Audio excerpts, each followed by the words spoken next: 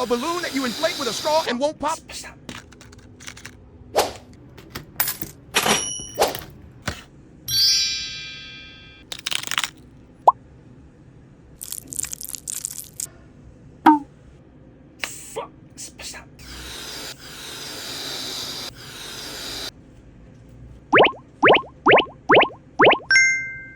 A very popular mini cup ramen with tonkotsu flavor.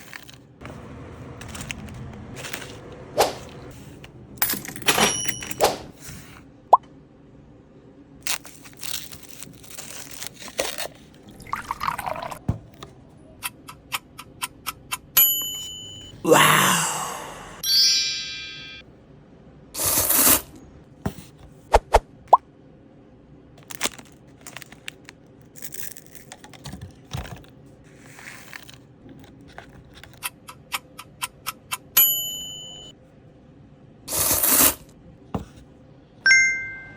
It is a soft candy with the aroma of melon and watermelon.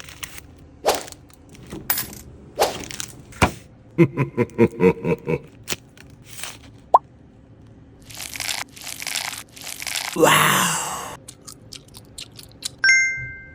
These donuts are a huge hit with everyone, from young children to adults.